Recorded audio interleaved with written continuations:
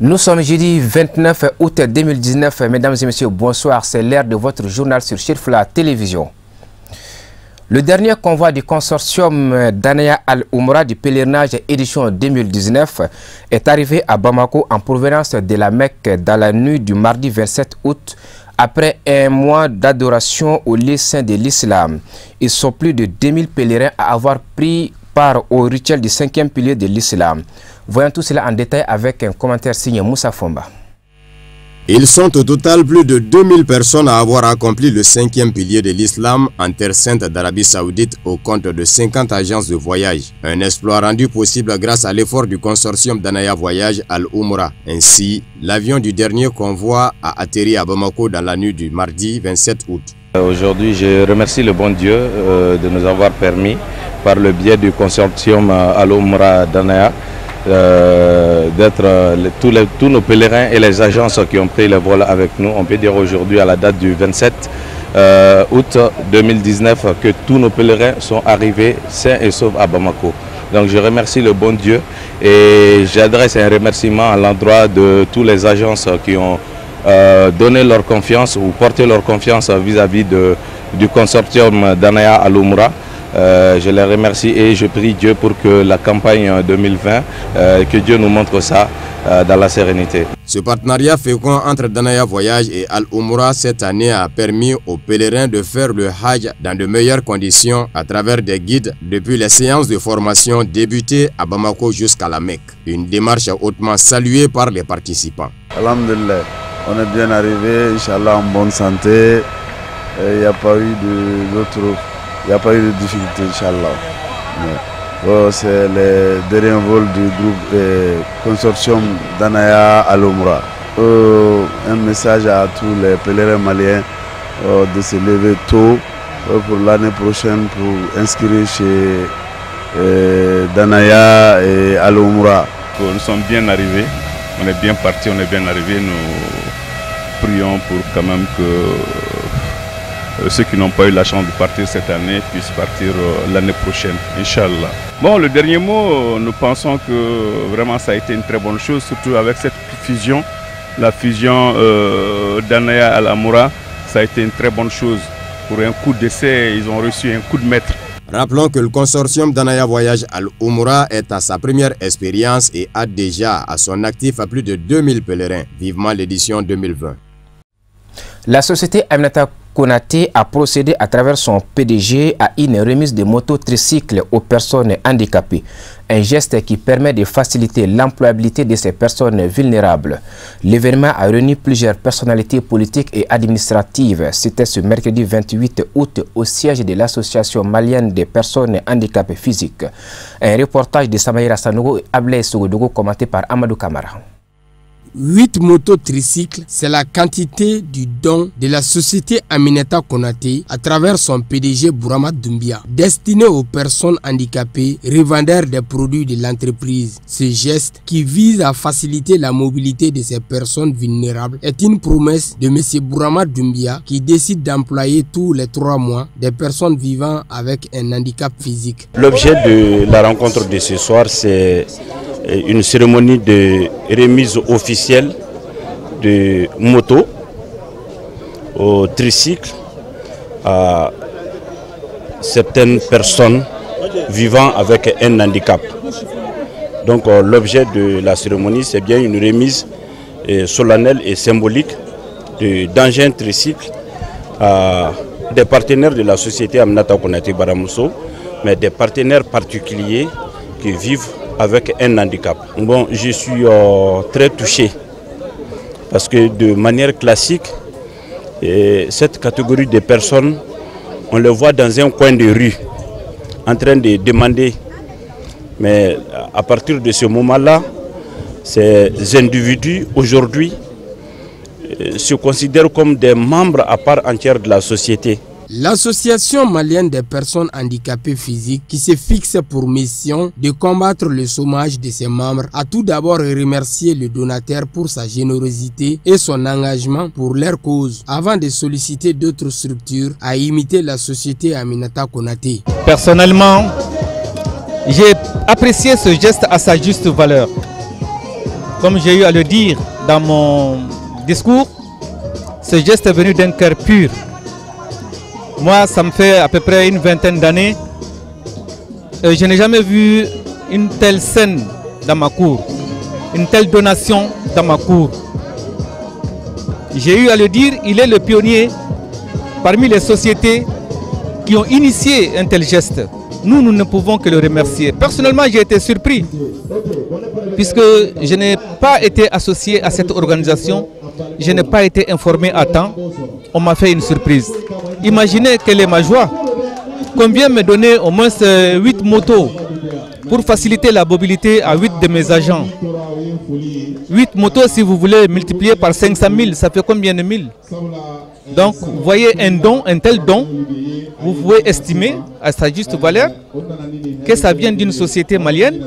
C'est vraiment une surprise pour moi et je ne ferai que remercier et inviter les autres à faire de même. Très émus, les bénéficiaires ont tout d'abord jeté des fleurs à M. Bourama Doumbia avant de leur assurer de toute leur disponibilité à faire bon usage de ces tricycles. Moi, je suis très contente en tant que personne vivant avec un handicap. Donc, que Baramousso prend l'initiative de penser à nous, les personnes vivant avec un handicap, de nous donner du travail. Parce qu'il n'y a pas tout le monde qui ait confiance en nous, les personnes vivant avec un handicap.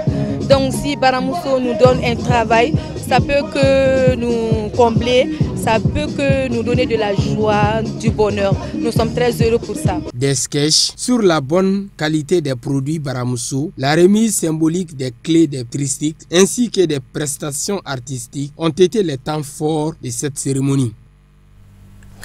Le mouvement des Gilets Verts, créé par le ministère de l'Environnement, de l'Assainissement et du Développement durable, a été officiellement lancé le samedi 17 août à Bamako.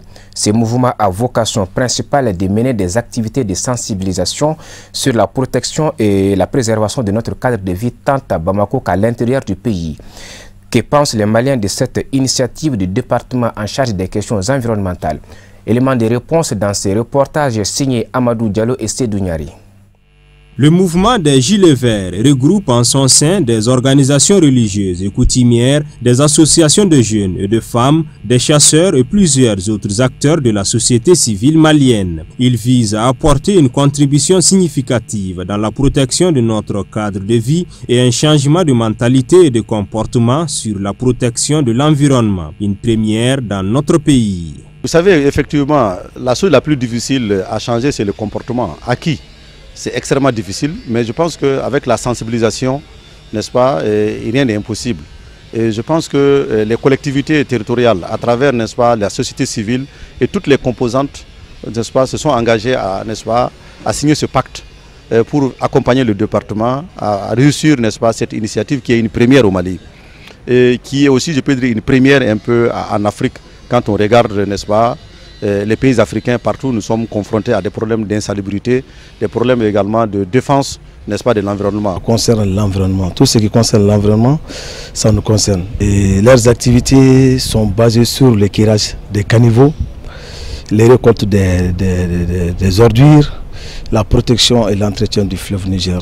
Je trouve ça une bonne initiative. La protection de l'environnement étant un devoir constitutionnel et un acte de citoyenneté, c'est pourquoi certains acteurs du domaine et les autorités communales du district de Bamako saluent et accompagnent cette initiative du ministère de l'Environnement qui vise surtout à favoriser l'émergence d'une société civile indépendante, consciente des enjeux liés aux questions environnementales. Si vous regardez notre constitution, à son article 15, il est dit que la protection, n'est-ce pas, de l'environnement est un devoir pour tous. Donc puisque cela est consacré dans l'acte fondamental, il revient maintenant à tous les Maliens de s'en approprier pour faire en sorte que cela soit une réalité. Vous savez, le défi du XXIe siècle, c'est la protection de l'environnement, c'est la préservation de notre écosystème. C'est de faire en sorte que nous ayons un environnement sain afin d'amorcer, n'est-ce pas, un développement. Parce que vous ne pouvez pas parler de santé, vous ne pouvez pas parler d'économie sans parler, n'est-ce pas, d'un environnement sain, d'un environnement qui nous permet d'avoir un cadre, n'est-ce pas, de vie agréable. Je pense que les collectivités ont déjà des programmes, en tout cas ce qui concerne notre commune. Il y a déjà des initiatives qui étaient en cours à travers, n'est-ce pas, les regroupements de CDQ, n'est-ce pas, les chefs de quartier, pour faire en sorte que les quartiers soient les plus assainis possibles. Donc on appelle des comités de veille qui existent dans cette commune. Je pense que l'initiative est la bienvenue pour accompagner, n'est-ce pas, l'initiative du département à travers déjà cette initiative locale qui existe au sein de la commune. L'objectif principal étant d'assainir le pays en impliquant l'ensemble de la population dans ce combat, le ministère en charge de l'environnement, de l'assainissement et du développement durable a annoncé l'organisation d'un concours entre les quartiers et les communes du district de Bamako et prévoit une vaste campagne de sensibilisation et de communication sur la protection de notre environnement. Sans transition, je vous propose d'écouter Alassane Traoré, chargé des missions au ministère de l'Environnement, de l'Assainissement et du Développement durable. Il s'explique sur le but de la création des gilets verts ainsi que ses missions fondamentales. Il est au micro d'Amadou Diallo et Sédou Niari. Voilà, effectivement, le mouvement des gilets verts vraiment fut créé par l'initiative du ministre en charge de l'environnement, de l'assainissement et du développement durable, M. Senamien Guino, vraiment vu les problématiques liées à la question environnementale auquel notre pays subit. Il dit éventuellement il faudrait au moins qu'il y ait un concept pour que la jeunesse puisse s'approprier, et notamment même pas la jeunesse, pour que la population en elle-même puisse s'approprier à la base même. Il faudrait que la population prenne son destin, d'où la création des gilets verts. Et vous savez, les gilets verts, c'est une combinaison de toutes les couches. Toutes les couches sont concernées. On a invité les leaders religieux, plusieurs fêtières. Il y a les associations, les mouvements des femmes, les mouvements des jeunes, les ONG. Vous voyez, tout le monde est gilet vert. Tout le monde est gilet vert, je disais bien. Quand tu t'appropries sur la protection de l'environnement, quand tu t'investis pour la protection de l'environnement et de l'assainissement, du coup, vous êtes appelé à être un gilet vert. D'où la création des gilets verts. Vous savez, notre pays, c'est un pays agro-pastoral, comme on a l'habitude de dire. Il y a plusieurs tendances qui se retrouvent autour. Et nous sommes désormais frappés aussi par notamment l'inondation, la sécheresse, la désertification. Donc tous ces fléaux-là nous ont amenés vraiment à créer ces concepts. Donc maintenant, comme vous savez, la jeunesse, je prends la jeunesse qui est vraiment le socle et qui est l'avenir de demain. Et si cette jeunesse n'a pas conscience en elle-même d'abord, pour vraiment bannir désormais ces fléaux, et donc du coup, nous sommes dit que vraiment le pari ne sera pas gagné. Donc, monsieur le ministre vraiment a beaucoup mis sur ces questions environnementales et a initié un concept qui est appelé désormais les gilets verts. Et ces gilets verts seront vraiment une mission spécifique. Ce ne sont pas des brigadiers qui vont taxer les gens, non, ils seront là pour vraiment essayer de sensibiliser et conscientiser la population à la base, raison pour laquelle nous avons initié lors du lancement d'inviter toutes les couches, les fêtières, je dis bien, les ONG, les associations, les groupements des femmes, des jeunes et les guides même spirituels, les chrétiens, les catholiques, les protestants, tout le monde était présent le jour, même les chasseurs. Parce que là, on a constaté que vraiment, les coupes abusives de bois, et donc la déforestation, c'est un volet vraiment qui joue beaucoup dans les cadres du changement climatique. Et donc, l'assainissement, c'est un problème de tous. Il faudrait que chacun vraiment s'imprègne de ces questions environnementales-là. Donc, la protection de l'environnemental, c'est un devoir pour tous. Et que chacun doit s'investir pour que nous ayons un meilleur cadre de vie. Voilà, l'assainissement, une affaire de tous. Le paludisme est transmis à l'homme par la piqûre du moustique appelé anophèle. En cette période hivernale, les risques du paludisme sont plus élevés, notamment chez les enfants et les femmes enceintes. Les enfants de moins de 5 ans sont les plus vulnérables en cette période. Plus de détails dans ces reportages signés Mariétou Diallo et Sama Traoré. Selon l'Organisation mondiale de la santé, OMS, en Afrique, environ 285 000 enfants sont morts avant d'avoir atteint leur 5e anniversaire en 2016. Selon les recherches, la prévention du paludisme repose sur les mesures de protection contre les piqûres de moustiques et la prophylaxie médicamenteuse. Dès lors, il est conseillé aux parents de dormir sous les moustiquaires imprégnés, de pratiquer les modes d'usage tels que les insecticides afin de se protéger contre le risque du paludisme, surtout chez les enfants. Le port des vêtements longs au niveau des bras et des jambes de couleur claire qui attirent moins les moustiques que les vêtements sombres sont également recommandés. Donc les enfants, de façon générale, je peux dire que les enfants, c'est des êtres très vulnérables. Voilà, donc qui méritent protection, suivi et tout. Voilà, donc le conseil que je peux donner, voilà, pour prévenir beaucoup de maladies chez ces enfants, voilà, donc c'est de dire à leur maman, à leur papa, aux parents les plus proches, voilà, de veiller sur les enfants, surtout en période hivernale où nous sommes actuellement, de veiller à protéger les enfants. Protéger les enfants, ça veut dire les empêcher d'aller sous la pluie et quand il fait frais, de les porter des habits chauds. Voilà, et d'éviter d'exposer les enfants à la climatisation et au ventilateur. Voilà, outrance, parce que en fait, voilà, c'est des êtres qui sont fragiles, comme je l'ai dit au départ, voilà, qui ne peuvent pas supporter des trucs que les adultes peuvent supporter. Donc voilà pourquoi ils méritent plus d'attention, plus de protection. Également au niveau alimentaire, il faut éviter que, voilà, que les enfants, voilà, consomment trop de glace, tout ce qui est trop frais, abuser de tout ça en période où il fait frais, voilà, parce que ça peut, voilà, facilement les donner le rhume, voilà, et souvent même se compliquer voilà, en otite, c'est-à-dire des infections au niveau, voilà, des voies, voilà, oreilles, quoi. Voilà, donc grosso modo, voilà, c'est des enfants, voilà, qu'il faut surveiller, il faut les protéger, voilà, et puis il faut faire attention qu'ils ne soient pas trop exposés à tout ce qui peut, voilà, les rendre malades. Mieux vaut prévenir que guérir. Voilà, donc c'est-à-dire ces enfants, il faut les protéger, ça va éviter qu'ils ne soient malades et ça va éviter qu'on soit obligé d'aller les soigner à l'hôpital, voir des pédiatres aller à la pharmacie, dépenser de l'argent. Donc, il vaut mieux prévenir que guérir. C'est mon dernier mot, voilà, donc je voulais dire aux mamans, voilà, si on prévient les maladies, on peut éviter beaucoup de situations désagréables. C'est-à-dire en les protégeant, en contrôlant ce qu'ils mangent et en évitant à ce qu'ils soient exposés, voilà, à des facteurs qui peuvent être voilà, préjudiciables pour leur santé. À noter que le risque du paludisme repose aussi sur les pratiques d'hygiène délaissées par les citoyens, telles que le curage des caniveaux, les ordures, etc.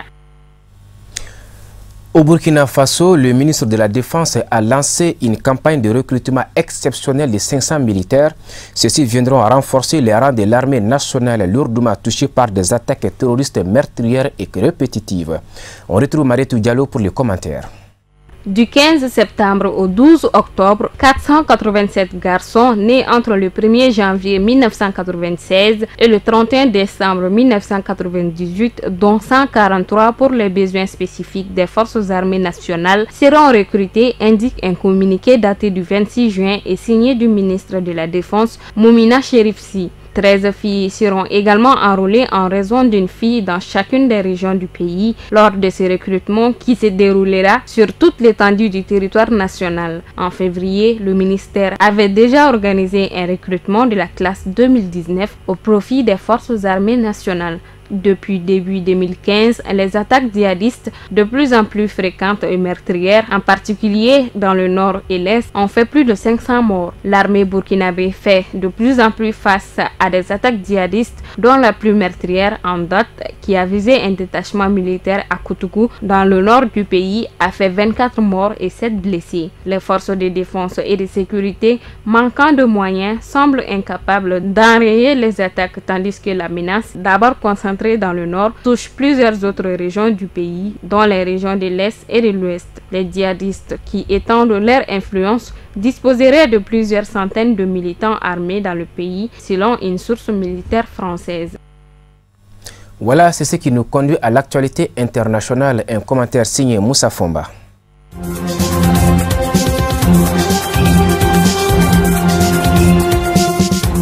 La Tunisie organisera 3 débats télévisés incluant les 26 candidats à l'élection présidentielle du 15 septembre, une première dans le pays et un événement rare dans le monde arabe. Ces débats sont organisés par la chaîne de télévision nationale Wataniya, la haute autorité de l'audiovisuel, la commission électorale tunisienne, avec l'appui d'une ONG dont le but est de promouvoir la démocratie, Mounatara. Les 3 débats d'une durée de 2h30 chacun auront lieu les 3 derniers jours de la campagne, le 11, 12 et 13 septembre. Ils donneront à chacun un temps de parole équivalent et seront diffusés en direct sur Wataniya et plusieurs chaînes locales. Lors de ce deuxième scrutin démocratique au suffrage universel, 26 candidats s'affronteront. L'un des principales têtes d'affiche, Nabil Karoui, est en prison.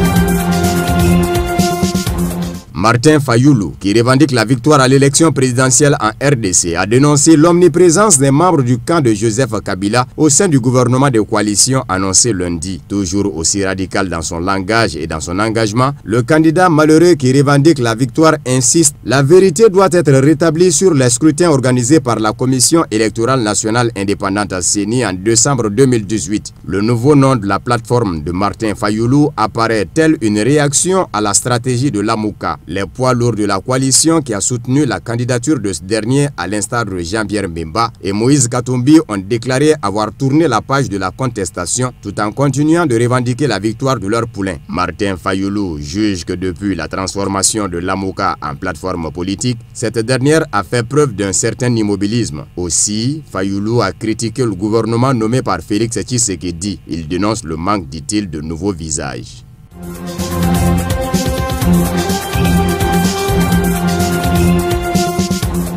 Un collectif milite pour obtenir la libération des 42 détenus politiques et d'opinion arrêtés ces derniers mois lors du mouvement de contestation en cours en Algérie. La détention préventive prolongée de ces personnes arrêtées est aussi injuste qu'illégale, a dénoncé mercredi le collectif. L'instruction les concernant s'étire volontairement dans le temps, a dénoncé dans un communiqué le Comité national de libération des détenus. Ce collectif qui regroupe familles, avocats, journalistes et militants des droits humains a été créé le 26 août pour obtenir la libération des détenus politiques et d'opinion. Il a estimé que ces détentions illégales visaient à faire des détenus une monnaie d'échange ou un moyen de chantage pour la concrétisation de la feuille de route du pouvoir algérien qui souhaite que la contestation accepte la tenue d'une élection présidentielle. Cette feuille de route du pouvoir est destinée à régénérer le système politique contesté par la rue.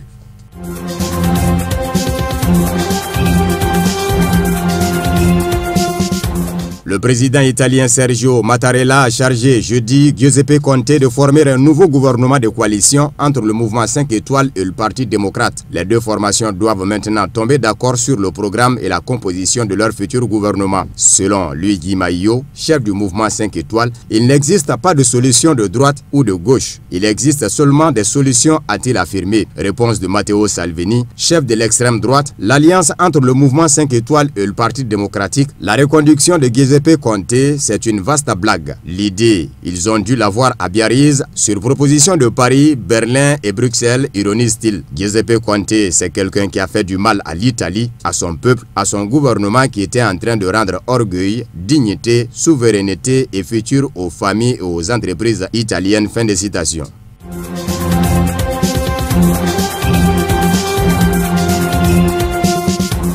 La décision mercredi du Premier ministre Boris Johnson de suspendre le Parlement a déclenché une vague d'indignation au Royaume-Uni. Des milliers de personnes ont manifesté mercredi soir à Londres, Manchester, Édimbourg et d'autres grandes villes du pays. Plusieurs centaines de personnes se sont rassemblées devant le Parlement en scandant « Arrêtez le coup d'État » et en brandissant le drapeau européen, puis à Downing Street où est installé le Premier ministre. C'est un scandale et une menace pour notre démocratie, a réagi Jeremy Corbyn, le chef du principal parti d'opposition l'opposition. Il espère obtenir le soutien des députés pour déposer une motion de censure contre le gouvernement, mais devra désormais y parvenir avant la suspension le 9 septembre. Ça va être très compliqué pour Jeremy Corbyn d'obtenir un vote de défiance, d'autant plus que Boris Johnson est exactement ce que le Royaume-Uni cherchait, s'est réjoui sur Twitter le président américain Donald Trump, qui a à plusieurs reprises fait miroiter un accord de libre-échange ambitieux avec le Royaume-Uni après le Brexit.